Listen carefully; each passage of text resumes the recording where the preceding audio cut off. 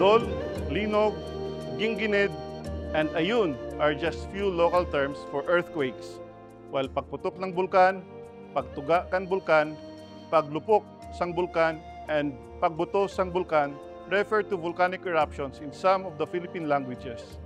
These terms reflect not only our cultural wealth and linguistic diversity, but also how deeply we are familiar with and have been affected by geologic hazards. I am honored that the Philippine Institute of Volcanology and Seismology, under the Department of Science and Technology, has embarked on the full realization of the DANAS project. With the support and monitoring of the DUST Philippine Council for Industry, Energy, and Emerging Technology Research and Development, as well as our partner institutions, Don Mariano Marcos State University in La Union and the University of the Philippines in Visayas, this initiative marks a significant step in advancing science communication and disaster preparedness by integrating local knowledge into our disaster resilience strategies. Our objectives are simple yet profound. We aim to create a culturally sensitive and gender-inclusive methodology. With the source books and informational videos, we encourage you to explore and apply the insights and strategies in strengthening disaster resilience and promoting science in our communities. Together, let's build a future where science and local narratives unite in delivering a brighter and safer tomorrow for the people. Ang salitang danas o experience ay ginamit natin para sa proyektong Disaster Narratives for Experiential Knowledge-Based Science Communication for Earthquake, Tsunami, and Volcanic Eruption. Ang purpose natin sa project na to ay makuha yung mga kwento ng ating mga kababayan mula sa iba't ibang parte ng Pilipinas na ginagamit ang lokal na pananalita. Ang gusto nating marating ay magkaroon tayo ng mga source books base sa mga kwento ng ating mga kababayan sa iba't ibang lengguwahe para mas nakaka-relate sana yung ating mga kababayan na gagamit ito.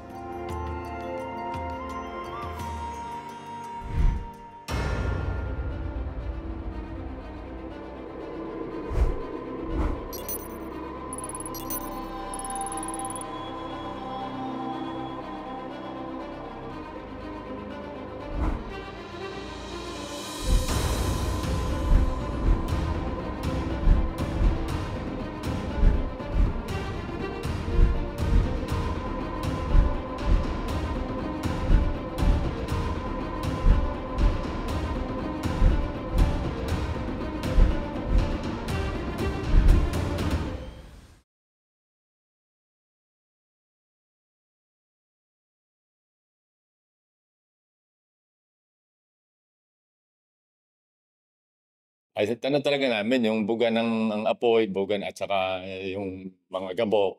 Saka sa totoo lamang may kasabay siyang kidlat at kulog. Nung kumulog siguro mga 4:00 na ng hapon. Noon talaga nagsimula na ang talagang napakalakas. Ano niya, basta yumanig siya ng malakas, bubuga rin siya ng malakas. Pula at itim yung binubugan niya. May itim, mapula, pero napakataas ang bugan niya. Hindi na yung kornero nga, kala may talbog. Ayun pala, yung umagsang bato na siyang pumuputok. Talaga na. Pero yun yung makikita mo noon. Nadiklapan. Putik talaga. Gawa na nung bandang nadilim niya, umulan. Namahan ng ulan yung gambok na bulkan. Kaya talaga, nahirapan din kaming makaalis lahat agad ang sa tao dahil nabalagbag ang kaya sa daan. Sobrang putik. Wala pang gambok. Dahil may amihan ng hangin noon nung baga pa. Nung laang umulan, saka pumihit yung hangin, saka pa kami inabot. Nung mga 2:00, 3:00 yan, walang epekto pa sa amin. Lindol nga lamang. Walang gabok, walang putik. Kaya lang nung nadilim na, bumihit na yung hangin, nagabagat. Yun na, putik na talaga. Yung payong mo talaga, sira. Sira talaga yung payong mo pag namayong ka. Ang nauna, gabok. Yung asis, parang gray. Alam mo ba? Iba maitim na nakuha sa bulkan. Pero yung asis, yung gabok, I think gray naman ang kulay naman. Kali madalas sa may bundok na yan, ang kita ko, ang ilalim ni apoy, ang nasa ibabaw maitim. Maitim na buk. Sa mga alas 2 na yun, kami nag-asa sa may bundok, baka sumulok ang tubig. Ngayon, kitang-kita na pagdating ng may itaas na yan, sa ilayang yan, kitang-kita namin na ang ilalim ay apoy at ang ibabaw ay maitim. Noong 2020, noon akong takot doon, nung kami na andun na sa Tagaytay. Dahil po. Na noon ho, ilumindol, akala mo guhay pailalim mo ng pailalim, ang lakas yung pailalim ang ano. Yung manig ho, napakalakas-lakas. Na ang yanig ho, ako nagwawalis nga ho, at madaling araw kagising na. Pagka, salit na ho, di kaya ang lindulo, papaganyan, parang paganyan. Di, yanig, malakas din Ayun hindi, para gahong yung nagbabarina, gahong nagagawa na dahil yung yumayan ng papaganyan, para gahong pailalim. Diyos ko, natatakot ako hindi nakatulog. Basta diniglaan ho namin, naramdam namin ho, ang lakas na lindol, pababa, hindi ho pataas. Bigla nagsigawan. Tayo pala maglulusungan na. Pag tingin ko doon sa mismo sa crater, dahil narito yung red lava sa Pakanluran, pag tingin ko doon sa may crater, di ka may malakas na usok dito yung nasa ganito. Bumitak na yun. Yun ang kauna-unahang bumitak.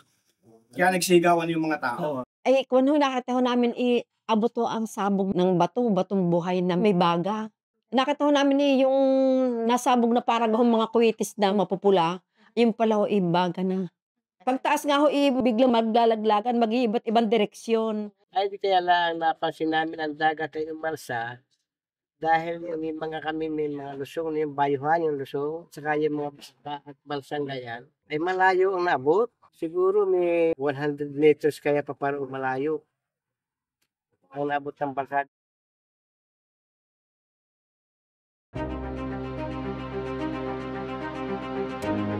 Knowledge is crucial for geologic disaster preparedness.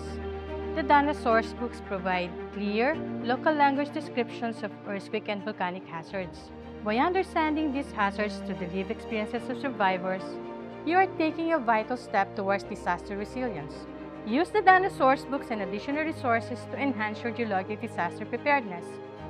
Let's come together to build a safer, more informed community. Your awareness and action make a difference.